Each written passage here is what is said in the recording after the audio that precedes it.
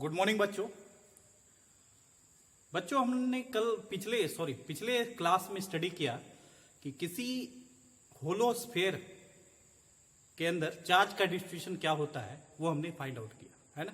कि अगर कोई होलोस्फेयर है उसके अंदर अगर चार्ज रख दे तो एवरी सरफेस पे चार्ज का डिस्ट्रीब्यूशन क्या होगा। और होलोस्फेयर का जो लेयर होगा मेटल का वो कैसा होगा, तो थिन लेयर होगा और उसके अंदर का पार्ट क्या होगा, खाली होगा। तो उसको हम भी कैविटी बोल सकते हैं।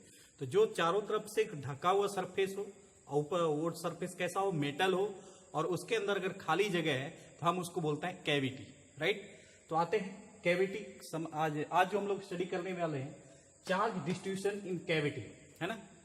पिछले क्लास में क्या स्टडी किए थे, charge distribution in a spherical shell, right, hollow spherical shell, right. आज हम लोग स्टडी करने वाले हैं charge distribution in cavity, right. तो फर्स्ट ऑफ ऑल ये समझ लेते हैं कैविटी होता क्या है। कैविटी सिंपल सा मीनिंग, बहुत इजी टर्म है ना। कैविटी मतलब खाली जगह, है ना। चारों तरफ से मेटल है और बीच में एक खाली जगह है, हम बोलेंगे क्या है, कैविटी है। जैसे फुटबॉल चारों तरफ के फुटबॉल का शेप चारों तरफ से क्या है, एक स्फेरिकल शेप में ढका हुआ है और अंदर खाली है, तो खाली जगह को क्या बोलेंगे, कैविटी, राइट। तो वही है ये कैविटी। बस यहाँ पे डिफर क्या है कि वहां पे मेटल का जो लेयर था वो क्या था, थीन था, और यहाँ पे जो मेटल का लेयर जो स्टडी करेंगे वो ठीक करेंगे, है ना। तो देखो ध्यान समझिएगा, एक मेटल है दिख रहा है, और ये मेटल कैसा है, क्लोज थिक मेटल लेयर है, दिख रहा है। ये क्लोज थिक मेटल लेयर है और किस शेप का है, तो स्फेयर है, चारों तरफ से ढका हुआ है, लेकिन जो मेटल का जो लेयर है वो थोड़ा थिक है ना, थिक लेयर है मेटल का। और ये किस शेप का है, तो स्फेयर शेप का है, राइट। सुना रही बात। और यहां तक ये लेयर है मेटल का और ये जगह खाली है, ये स्पेस क्या है, चारों तरफ खाली है और चारों तरफ से मेटल से ये पूरा सरफेस क्या है, ढका हुआ है। तो ये जो खाली जगह है इसी को बोलते हैं क्या, कैविटी, राइट। समझ में आ रही बात। तो किसी खाली जगह हो, यानी कि कोई भी मेटल हो, मेटल का कुछ पार्ट, कुछ स्पेस खाली हो और चारों तरफ से मेटल से वो स्पेस क्या हो, ढका हो, तो हम बोलेंगे वो जो खाली स्पेस है वो हमारा क्या कहलाएगा, कैविटी। कैविटी का सबसे जो इंपॉर्टेंट और सबसे जो इसका यूजफुल है ना, ये हमारे लिए क्यों कैविटी हमारे लिए बहुत इंपॉर्टेंट रोल रखती है, अभी पता चल जाएगा। कि कैविटी के अंदर जो होता है कोई चार्ज नहीं होता है, कैविटी के अंदर कोई चार्ज नहीं होता है। Net charge inside the cavity कितना होता है, 0। अगर चार्ज नहीं होगा कैविटी के अंदर तो इसके अंदर नेट फील्ड भी क्या होगा, 0 होगा। तो कैविटी के अगर पूछा जाए कैविटी, है ना, तो कैविटी का सिंपल सा डेफिनेशन बोलेंगे, the close thick metal layer, है ना, एक क्लोज थिक मेटल लेयर होगा और उस क्लोज थिक मेटल लेयर के अंदर कुछ स्पेस क्या होगा, खाली होगा, तो स्पेस को हम क्या बोलेंगे, कैविटी, राइट। और कैविटी के अंदर स्पेस खाली होने के कारण मतलब वहां कोई चार्ज नहीं है, मतलब होलो है एक तरह से, और यहाँ पे कोई चार्ज नहीं है, नेट चार्ज 0 है, तो inside the cavity net field भी क्या होगा, 0 होगा। तो in the case of cavity net charge कितना होता है, 0, एंड नेट फील्ड क्या होता है, 0, right.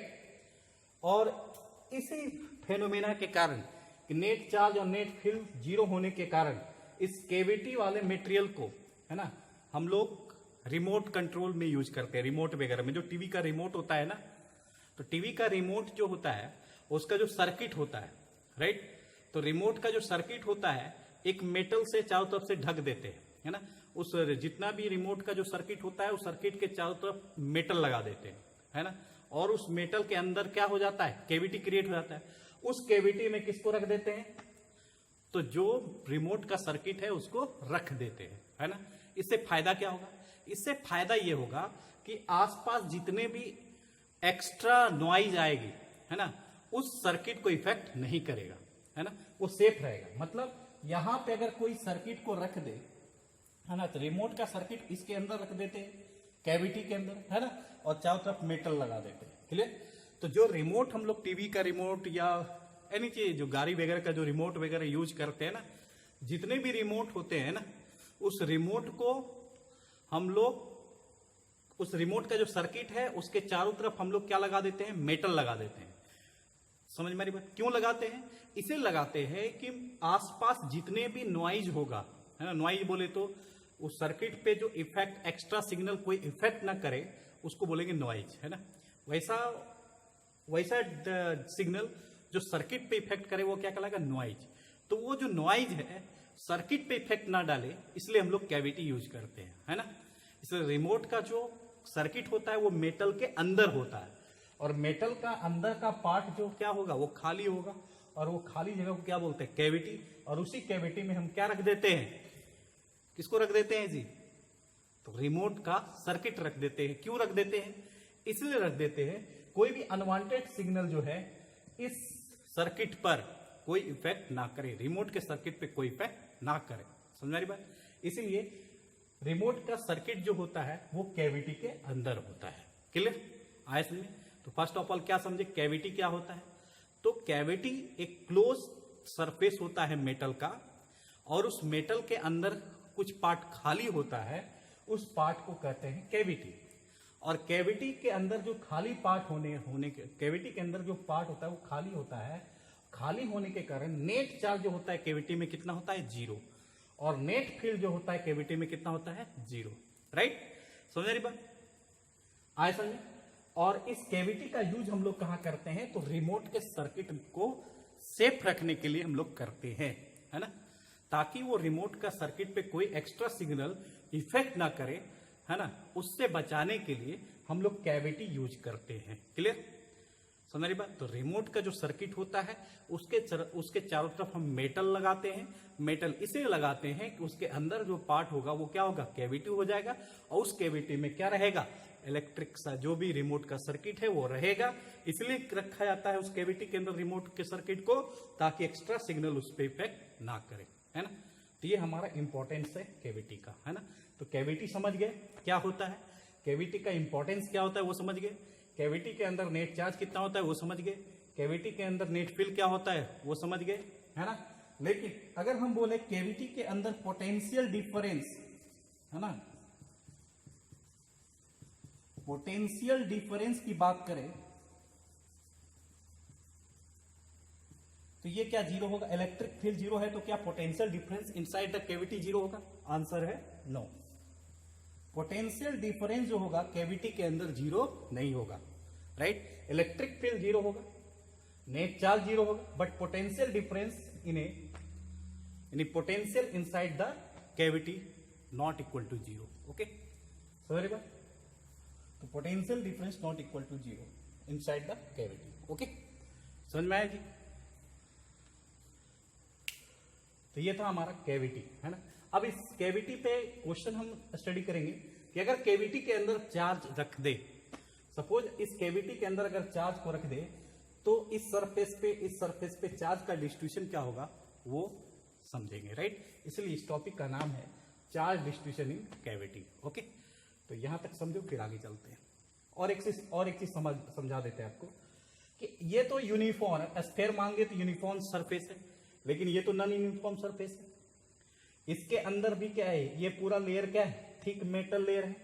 Right? Close thick metal layer है, और इसके अंदर भी पार्ट क्या है, खाली है, तो ये पार्ट भी क्या कहलाएगा, कैविटी।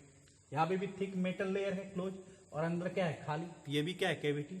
और ये नॉन यूनिफॉर्म सरफेस है, ये यूनिफॉर्म है, स्फीयर है तो यूनिफॉर्म है, ये नॉन यूनिफॉर्म सरफेस है, क्लोज सरफेस है। राइट?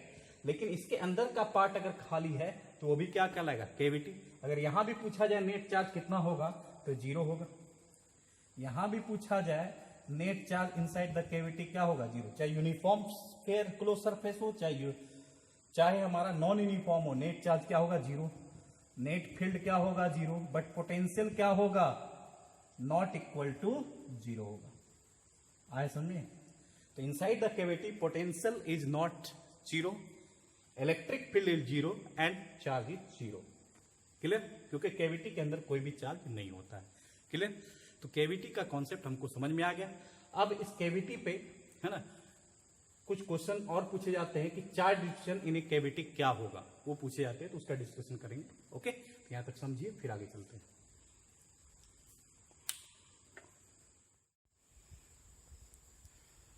तो बच्चों हम लोग चलते हैं charge distribution in cavity. Cavity इनको समझ में आ गया कि मेटल का वो पार्ट जो चारों तरफ से ढका हो, लेकिन हमें वो पूरा पार्ट क्या हो, खाली हो, तो पार्ट क्या कहलाता है, कैविटी। इसको हम लोग किस में यूज करते हैं, तो रिमोट का जो सर्किट होता है उस कैविटी के अंदर रखते हैं, क्योंकि कोई उस पर एक्सटर्नल अनवांटेड सिग्नल इफेक्ट ना करे, राइट। तो नेक्स्ट अब चलते हैं इसे charge distribution. This is a metal layer. कैसा लेयर है, thick layer, thick close thick metal layer है। और ये जो सरफेस है ये कैसा है, स्फेयर है, नहीं कि स्फेरिकल है, राइट। समझ। और ये जो पूरा पार्ट है खाली है, जिसको हम कैविटी बोलेंगे, लेकिन यहां पे हम कुछ चार्ज क्यू दे दिए, राइट। इस कैविटी को हम एक्सटर्नल कोई चार्ज क्यू दे दिए, है ना। तो इसके कारण इस सरफेस पे चार्ज कितना होगा और इस सरफेस पे चार्ज क्या होगा, ये निकालना है, राइट। आया समझ। तो inside the cavity if q charge is kept, then what is the value of charge on surface 1? This is the inner surface, this is the outer surface, right. और this part is the thick metal layer, right. This is a metal. Clear, आया समझ। तो S1 और S2 पे charge distribution क्या होगा, ये हमको निकालना है। तो सिंपल सा, किसी भी मेटल के अंदर नेट इलेक्ट्रिक फील्ड क्या होता है, जीरो होता है कि नहीं होता है। अगर हम बोले एक पॉइंट यहां पे B है और इस B पॉइंट पे नेट इलेक्ट्रिक फील्ड क्या होगा, तो जीरो होगा। क्यों होगा, क्योंकि this part is the metal, और मेटल के इनसाइड नेट इलेक्ट्रिक फील्ड क्या होता है, जीरो होता है। हम अच्छी तरह से जानते हैं। तो हम क्या करते हैं कि हम इसके चारों तरफ मान लेते हैं सरफेस 1 पे चार्ज कितना है, Q डैश है, राइट। हमको नहीं मालूम है, हम मान लिए Q डैश है। और यहां पे सरफेस 2 पे चार्ज Q डबल डैश है ना, मान लेते हैं सपोज। तो हमने सरफेस 1 पे Q डैश चार्ज माना Q, और सरफेस 2 पे Q डबल डैश चार्ज माना है, राइट। तो अब भी हमको तो ये कॉन्सेप्ट पता है मेटल का कि मेटल के inside net electric field zero है। तो हम क्या करते हैं कि एक पॉइंट ले लेते हैं मेटल सरफेस पे, और उस पॉइंट पे हम एक गॉसियन सरफेस ड्रॉ करते हैं, राइट। कि this surface is the Gaussian surface, right. Gaussian surface. आया समझ, यहां तक क्लियर, आगे चले, ठीक है। ये गॉसियन सरफेस है। अब जानते हैं, वी नो दैट अगर ये इलेक्ट्रिक फील्ड बात करें बी पॉइंट पे, यानी कि पूरे मेटल पे कहीं पे भी बात करो, मेटल के अंदर नेट इलेक्ट्रिक क्या होगा, at point P net electric field is, at point B net electric field equal to क्या होगा, जीरो, राइट। अगर इलेक्ट्रिक फील्ड जीरो होगा तो इस गॉसियन सरफेस का फ्लक्स क्या होगा, वो भी जीरो होगा, है ना। तो अकॉर्डिंग टू गॉस थ्योरम,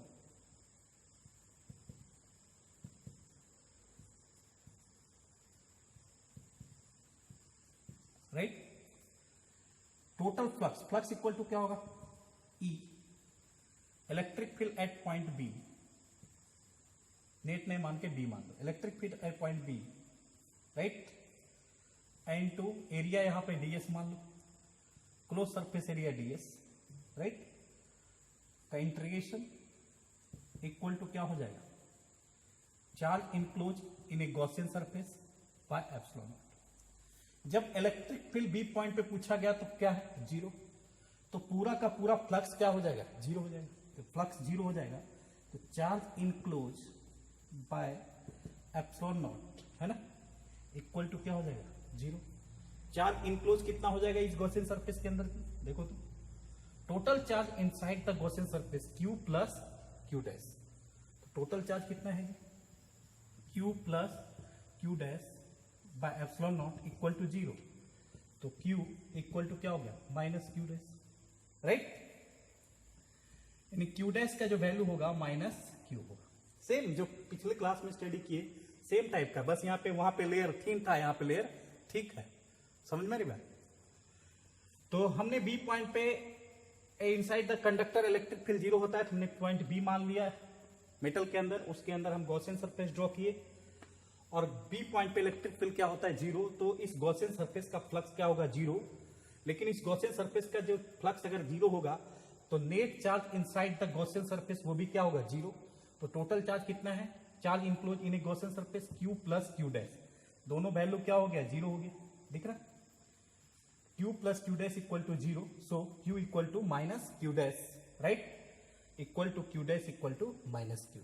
मतलब यहां पे जो चार्ज का डिस्ट्रीब्यूशन होगा क्यू डैश वो क्या होगा, इक्वल टू माइनस क्यू होगा। तो सरफेस 1 पे चार्ज की वैल्यू कितनी होगी, माइनस क्यू।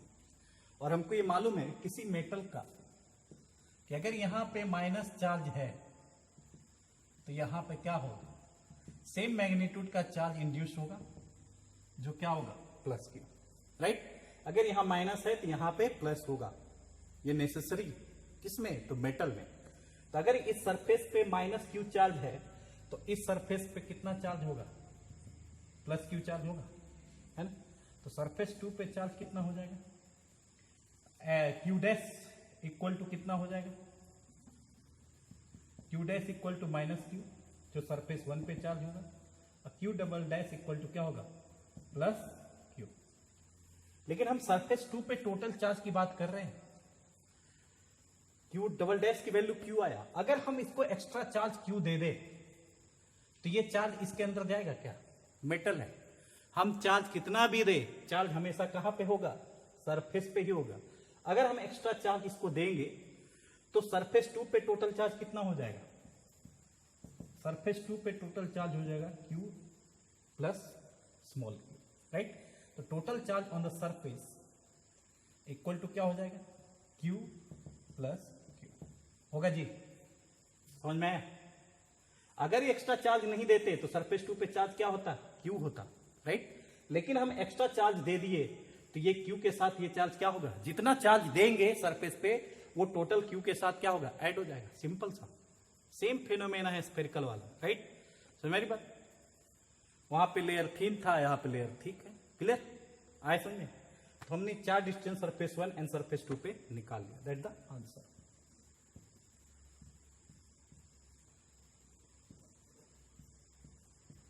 क्लियर, यहां तक समझो, फिर आगे चलते हैं।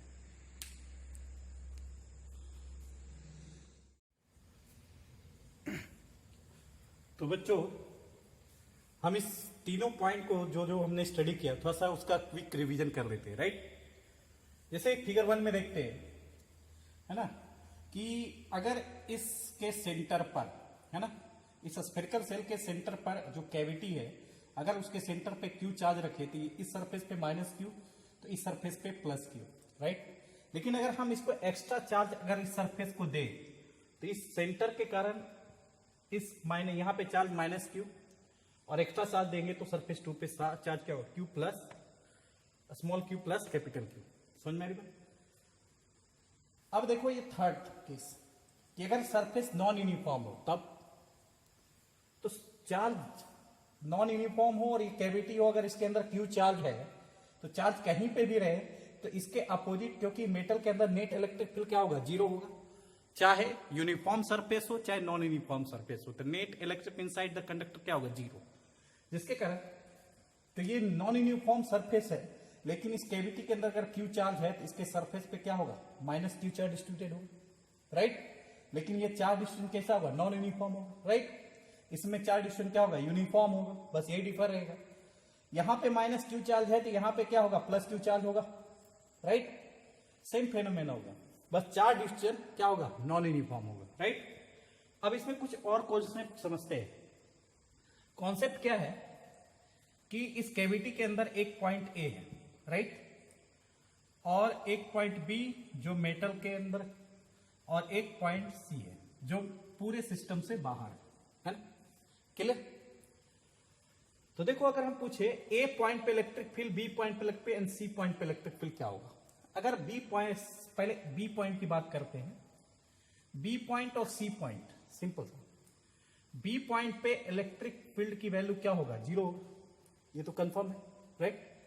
तो सी पॉइंट पे इलेक्ट्रिक फील्ड क्या होगा, जीरो होगा, आंसर है नो, क्योंकि पूरे सिस्टम का भले चार्ज क्या हो जाएगा, जीरो, लेकिन आउटर सरफेस पे तो चार्ज रहेगा जी, है ना।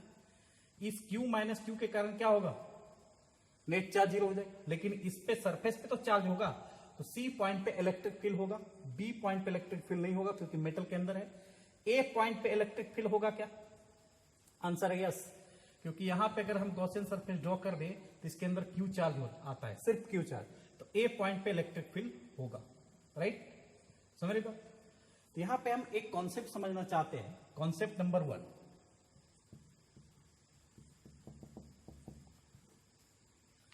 इसमें कॉन्सेप्ट 1 ये है कि अगर इलेक्ट्रिक फील्ड बोले, electric field at B and C equal to 0, B पे इलेक्ट्रिक फील्ड और सी पे इलेक्ट्रिक फील्ड 0 होगा, लेकिन किसके लिए 0 होगा? ये पूरा सिस्टम के लिए? नो। तो किसके लिए? तो जो सेंटर पे चार्ज है, केविटी के अंदर चार्ज है, उसके कारण, और इस केविटी के कारण इस इनर सरफेस पे जो चार्ज इंड्यूस्ड हुआ, वो दोनों चार्ज मिलाकर बी पे इलेक्ट्रिक फील्ड और सी पे इलेक्ट्रिक फील्ड क्या होगा? 0 होगा। तो electric field at B and C equal to 0 due to charge on cavity and induced charge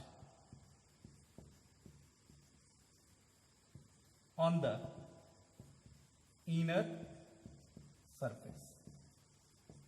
किसके कारण? इलेक्ट्रिक फील्ड बी और सी पे 0 हो रहा है, तो कैविटी के चार्ज के कारण।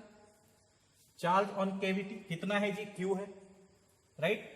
और इस कैविटी चार्ज के कारण इसके इनर सरफेस पे कितना चार्ज इंड्यूस हुआ है? माइनस क्यू, है ना। तो charge on cavity and induce charge on the inner surface, induce charge on the inner surface क्या है? Minus Q. ये दोनों चार्ज मिलाकर बी पॉइंट पे और सी पॉइंट पे इलेक्ट्रिक फील्ड क्या होगा? 0 होगा। समझ रही बात? इस पूरे सिस्टम के कारण सी पॉइंट पे इलेक्ट्रिक फील्ड नहीं 0 होगा, लेकिन ये पूरे सिस्टम के कारण बी पॉइंट पे इलेक्ट्रिक फील्ड 0 होगा, ये श्योर है। लेकिन सी पॉइंट पे नहीं होगा। लेकिन हम यहां पे कंडीशन दे रहे हैं कि चार्ज ऑन कैविटी और इस इनर सरफेस के चार्ज पर जो चार्ज इंड्यूस्ड हुआ है, उसके कारण बी पॉइंट पे और सी पॉइंट पे इलेक्ट्रिक फील्ड 0 होगा। और हम गॉसियन सरफेस पे दिखा सकते हैं। अगर यहां हम गॉसियन सरफेस ड्रॉ कर दे तो इसके अंदर नेट चार्ज 0। अगर यहां ड्रॉ कर दे तो इसके अंदर भी क्या होगा? नेट चार्ज 0, क्योंकि हम इसको मेंशन कर रहे हैं, हम इस पूरे को नहीं मेंशन कर रहे हैं। कैविटी के चार्ज को मेंशन कर रहे हैं और इनर सरफेस के चार्ज को मेंशन कर रहे हैं। इसके कारण सी पॉइंट पे इलेक्ट्रिक फील्ड क्या होगा? 0 होगा। हम इस सरफेस को मेंशन नहीं कर रहे हैं, हम ओनली मेंशन कर रहे हैं cavity charge and minus q charge. इसलिए हम वहां पे लिखे कि due to charge on cavity कितना है? Q, and induced charge on the inner surface. Charge on cavity और induced charge on the inner surface के कारण बी पॉइंट पे और सी पॉइंट पे इलेक्ट्रिक, बी पॉइंट और सी पॉइंट पे इलेक्ट्रिक फील्ड क्या होगा? 0 होगा। तो बीबीआई टॉपिक, बीबीआई टॉपिक नहीं पॉइंट, राइट। बहुत अच्छा पॉइंट है। कॉन्सेप्ट नंबर 2, इसमें और एक कॉन्सेप्ट हमको समझ में आया। क्या समझ में आया? कॉन्सेप्ट नंबर 2 में चलते हैं। देखिए, कॉन्सेप्ट नंबर 2 कह रहा है इलेक्ट्रिक फील्ड, अगर यहां पे हम कोई चार्ज, जैसे ऑन द सरफेस कोई चार्ज रख दे, या यहां पे कोई चार्ज क्यू डैश रखे। ऑन द सरफेस चार्ज कितना है जी? Q plus small q plus q, या फिर अगर एक्स्ट्रा चार्ज नहीं देते तो क्यू रहता, सिंपल, राइट।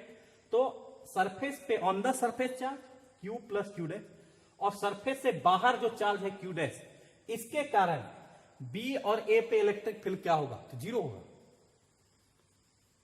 हाँ, 0 होगा। देखो, इसके कारण बी पे इलेक्ट्रिक फील्ड, इसके कारण ए पे इलेक्ट्रिक फील्ड, इस सरफेस के कारण बी पे इलेक्ट्रिक फील्ड, और इस सरफेस के कारण ए पे इलेक्ट्रिक फील्ड क्या होगा? हम किस चार्ज की बात कर रहे हैं? चार्ज सरफेस के, जो सरफेस पे चार्ज है उसके कारण ए पे इलेक्ट्रिक फील्ड, या फिर बाहर क्यू डैश चार्ज है उसके कारण ए पे इलेक्ट्रिक फील्ड, या फिर सरफेस पे चार्ज है तो बी पे इलेक्ट्रिक फील्ड, और बाहर चार्ज है तो बी पे इलेक्ट्रिक फील्ड क्या होगा? ऐसे तो बी पे कहीं पे भी चार्ज रखो, इलेक्ट्रिक फील्ड क्या होगा? 0, क्योंकि मेटल का पॉइंट है वो, राइट। तो concept number 2, electric field at B and A equal to 0। लेकिन कब, देखिए व्हेन यानी D2 या फिर लिख सकते हैं 0 due to charge on the surface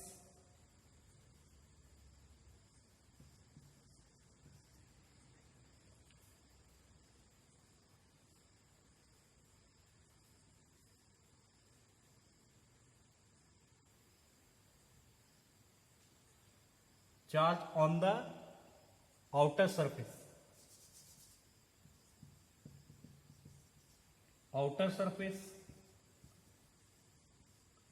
and charge outside the surface।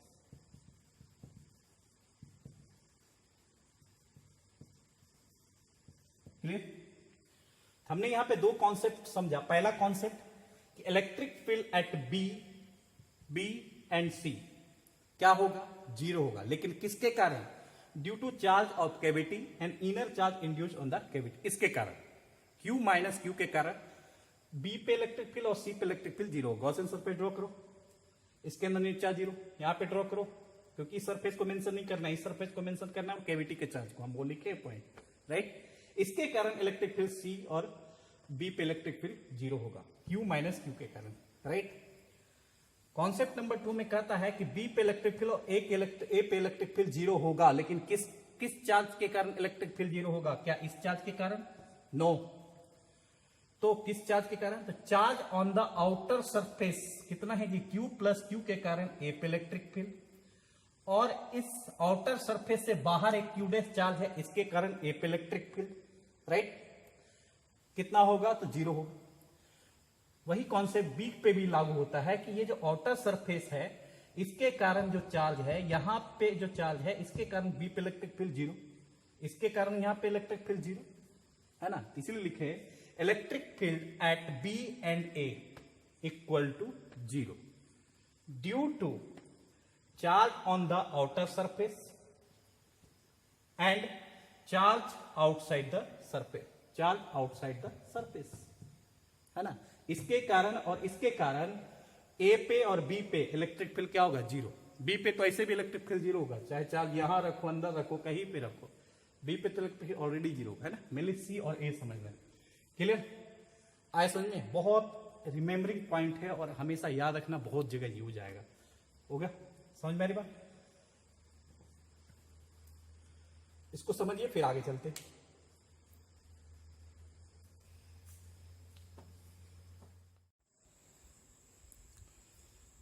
तो बच्चों आते एक न्यूमेरिकल करते हैं, राइट। ये न्यूमेरिकल क्या है कि एक थिक क्लोज मेटल लेयर है और उसके अंदर एक कैविटी है और कैविटी के सेंटर पे Q चार्ज है, राइट। तो इस कैविटी के इनर सरफेस पे माइनस Q चार्ज है। अगर इस सरफेस को कोई Q चार्ज देते हैं तो इस सरफेस पे total charge Q plus small q plus Q हो जाएगा, है ना। तो हम इसमें फाइंड करना चाहते हैं इस क्वेश्चन में कि A पॉइंट पे इलेक्ट्रिक फील्ड क्या होगा, B पॉइंट पे इलेक्ट्रिक फील्ड क्या होगा और C पॉइंट पे इलेक्ट्रिक फील्ड क्या होगा, है ना। तो ध्यान से समझिए। अगर हम बात करें इलेक्ट्रिक फील्ड एट A, क्या 0 होगा? आंसर है नहीं। तो कितना होगा? तो देखिए हमको जिस पॉइंट पे इलेक्ट्रिक फील्ड फाइंड आउट करना है तो वहां पे क्या ड्रॉ करते हैं? Gaussian surface.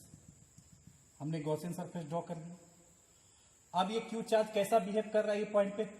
Just like a point charge. ये Q चार्ज और यहां से A पॉइंट का डिस्टेंस है ना, तो Q चार्ज से कितना डिस्टेंस? OA डिस्टेंस पर इलेक्ट्रिक फील्ड। तो क्योंकि ये गॉसियन सरफेस के अंदर टोटल चार्ज Q है और एक पॉइंट पे इलेक्ट्रिक फील्ड पूछ रहा है तो ये Q charge behave like a point charge. तो electric field at A point क्या हो जाएगा? KQ बाय OA वेक्टर का मैग्नीट्यूड, राइट। डायरेक्शन क्या होगा? OA के अलोंग होगा। डायरेक्शन लिखना चाहे तो OA के अलोंग, है ना, का स्क्वायर हो जाएगा, राइट। समझ रही बात? तो इलेक्ट्रिक फील्ड है ना एट पॉइंट A, है ना, due to the centre charge Q behave like a point charge, तो हम फॉर्मूला दिए पॉइंट चार्ज का K Q by O A square, है ना। डिस्टेंस क्या होगा, ओ से ए होगा, राइट। ए पे निकल गए। अगर बी की बात करें तो इलेक्ट्रिक फील्ड क्या होगा, जीरो होगा, क्योंकि बी पॉइंट जो है इस मेटल लेयर के अंदर है, तो inside the metal electric field क्या होता है, जीरो। अगर सी की बात करें तो क्या इलेक्ट्रिक फील्ड जीरो होगा, नहीं होगा, क्योंकि पूरे सिस्टम की बात हो रही है। पूरे सिस्टम के कारण ए पे इलेक्ट्रिक फील्ड के Q by O A square, पूरे सिस्टम के कारण बी पे इलेक्ट्रिक फील्ड जीरो होगा, कहीं पे भी चार्ज हो बी जीरो होगा। और सी पे पूरे सिस्टम के कारण इलेक्ट्रिक फील्ड क्या होगा, के क्यू बाय यहां से जो डिस्टेंस होगा वही होगा, राइट। तो देखते हैं, तो हम यहां पे क्या ड्रॉ करेंगे, गॉसियन सरफेस।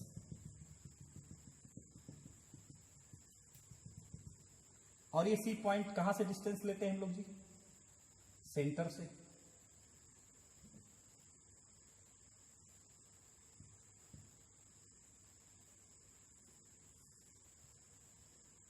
राइट, सेंटर से डिस्टेंस कितना ले लेते हैं, आर डैश, है ना। तो इस गॉसियन सरफेस का जो रेडियस होगा वो क्या हो जाएगा, आर डैश हो जाएगा, है ना। तो ये जो सी पॉइंट है ये पूरे सिस्टम के कारण ये क्या होगा, स्फेरिकल है, तो पूरे सिस्टम के कारण ये क्या होगा, आउटसाइड द सरफेस होगा। तो ये भी सी पॉइंट क्या बिहेव करेगा, एज लाइक पॉइंट चार्ज, है ना। गॉसियन सरफेस ये है, तो इसके अंदर टोटल चार्ज कितना होगा, देखो तो Q माइनस क्यू जीरो, बच गया क्या, Q plus small q plus capital Q। तो electric field at point C equal to क्या हो जाएगा, K Q plus Q by कितना डिस्टेंस होगा जी, R डैश का स्क्वायर। क्लियर होगा। अगर यहां पे एक्स्ट्रा चार्ज नहीं देते तो क्या होता है, के क्यू बाय आर स्क्वायर ही होता है, राइट। अगर हम क्यू चार्ज नहीं देते तब क्या होता है इलेक्ट्रिक फील्ड, अगर हम एक्स्ट्रा क्यू चार्ज नहीं देते तो सी पॉइंट पे इलेक्ट्रिक फील्ड क्या होता है, के क्यू बाय आर डैश का स्क्वायर, है ना। If Q is not involve, not given. Clear, ये होता है कि नहीं होता है। तो ए पॉइंट पे इलेक्ट्रिक फील्ड हमने निकाल लिया, बी पॉइंट पे इलेक्ट्रिक फील्ड निकाल लिया जीरो, सी पॉइंट पे निकाले तो सी पॉइंट, जिस पॉइंट पे इलेक्ट्रिक फील्ड निकालने का था उस पॉइंट पे गॉसियन सरफेस ड्रॉ कर दिए। ये सी पॉइंट इस सेंटर से कितनी दूरी पे है, तो आर डैश डिस्टेंस पर है। तो ये सी पॉइंट कैसा बिहेव लाइक करेगा, क्योंकि आउटसाइड द सरफेस है, behave like a point charge, right. तो इसके अंदर, इस गॉसियन सरफेस के अंदर टोटल चार्ज कितना होगा, तो ये क्यू माइनस क्यू क्या होगा, जीरो। टोटल चार्ज क्या होगा, जो सरफेस आउटर सरफेस पे चार्ज होगा वही क्या क्रिएट करेगा, इलेक्ट्रिक फील्ड। और उसका फॉर्मूला क्या होगा, K total charge on the outer surface by R dash का स्क्वायर। आर डैश डिस्टेंस कहां से लेंगे, तो सेंटर से, राइट। तो इस तरह से डिस्ट्रीब्यूशन ऑफ चार्ज दिया रहे तो हम एवरी पॉइंट पे इलेक्ट्रिक फील्ड निकाल सकते हैं, चाहे इनसाइड हो चाहे आउटर साइड हो, राइट। समझ मेरी बात आया समझ। अगर हम पूछे, मेरा क्वेश्चन है कि अगर इस क्यू पॉइंट पे क्यू डैश चार्ज रख दे, सी पॉइंट पे अगर क्यू डैश चार्ज रख दे तो टोटल फोर्स कितना लगेगा, होमवर्क में समझाइएगा, होमवर्क में आप समझ के बनाइएगा, राइट। कि अगर सी पॉइंट पे क्यू डैश चार्ज रख दे तो इलेक्ट्रिक फोर्स कितना लगेगा क्यू डैश पे। 2 सेकेंड का आंसर है ना। कि अगर सी पॉइंट पे क्यू डैश चार्ज रख दे तो इस पे फोर्स कितना लगेगा, है ना। तो होमवर्क में इस सोच के बताइएगा हमको, ओके। समझ मेरी बात।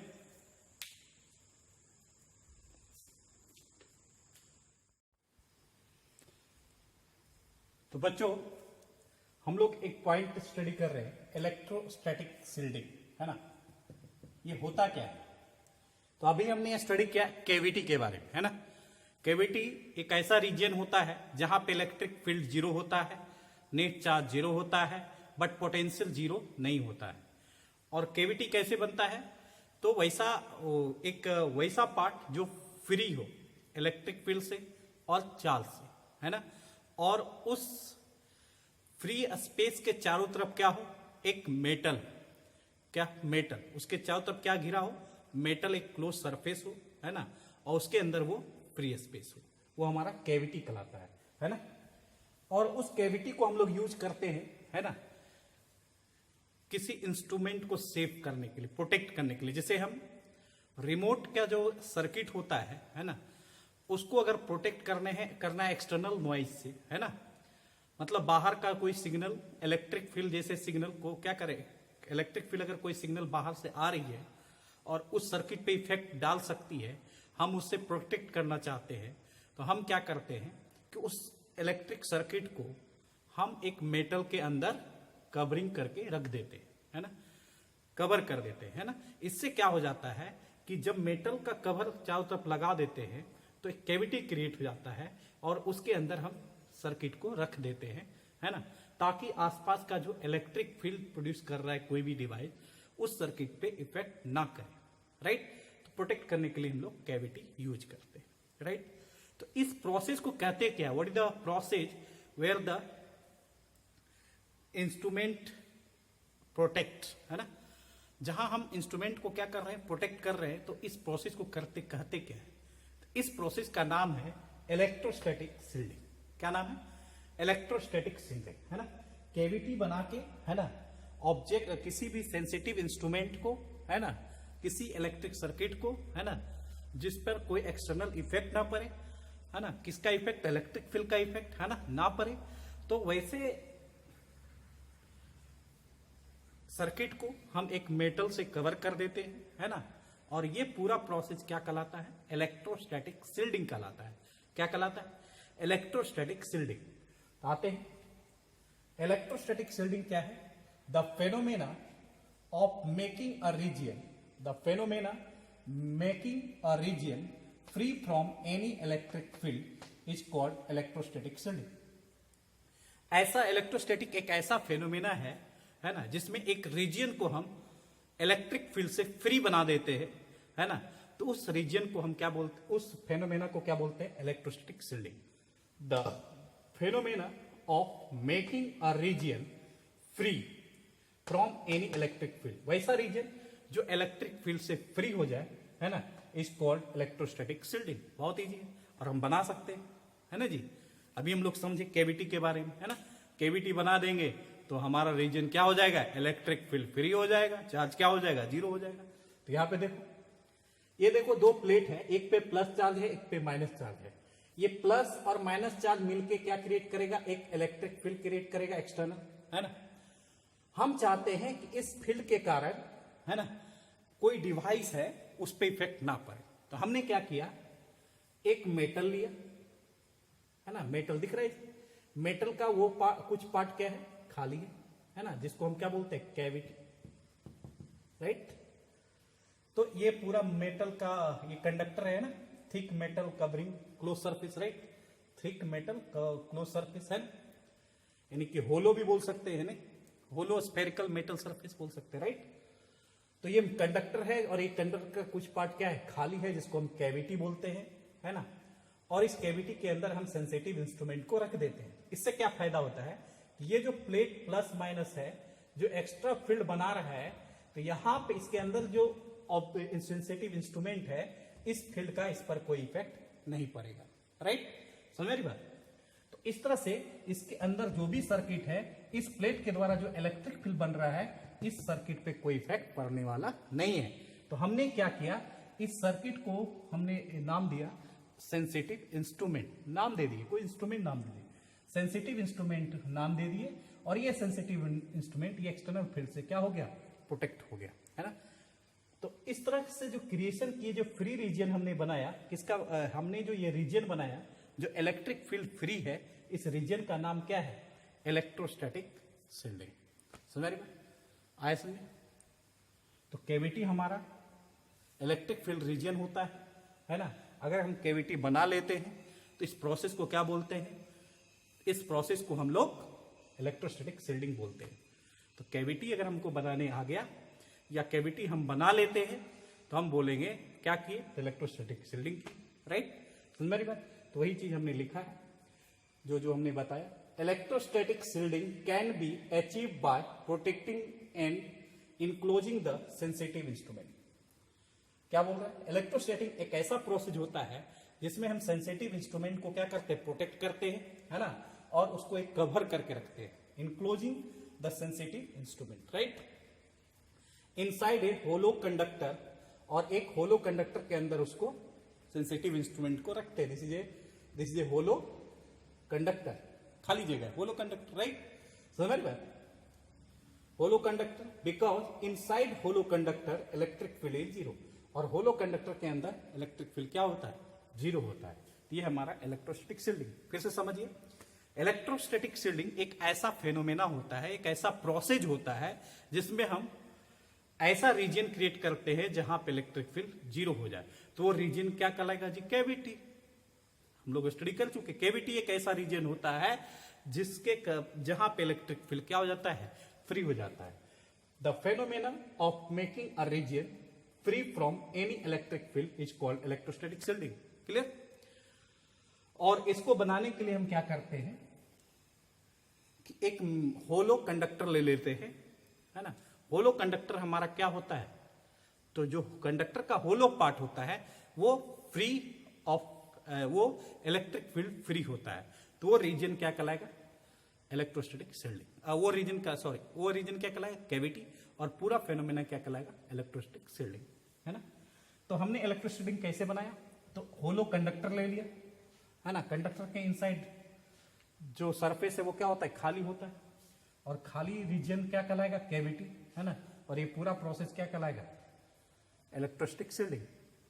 और इसका जरूरत क्यों पड़ता है, तो कोई भी सेंसिटिव इंस्ट्रूमेंट को प्रोटेक्ट करने के लिए, किससे प्रोटेक्ट करने के लिए, तो कोई एक्सटर्नल फील्ड उस सेंसिटिव इंस्ट्रूमेंट पे कोई इफेक्ट ना करे, है ना, उससे बचाने के लिए, है ना। या फिर कोई एक्सटर्नल फेनोमेना जो नॉइज के रूप में हो, जो उसके लिए अनवांटेड हो, है ना, उससे प्रोटेक्ट करने के लिए, है ना, हम लोग कैविटी बनाते हैं, है ना। और एक कैविटी बनाने का जो प्रोसेस है ये हमारा इलेक्ट्रोस्टैटिक शील्डिंग कहलाता है। क्लियर? आया समझे? तो ये आज का टॉपिक ये रह देते हैं। नेक्स्ट क्लास हम लोग स्टडी करेंगे इलेक्ट्रिक डायपोल। ओके, समझ मेरी बात? Okay, bye, see you.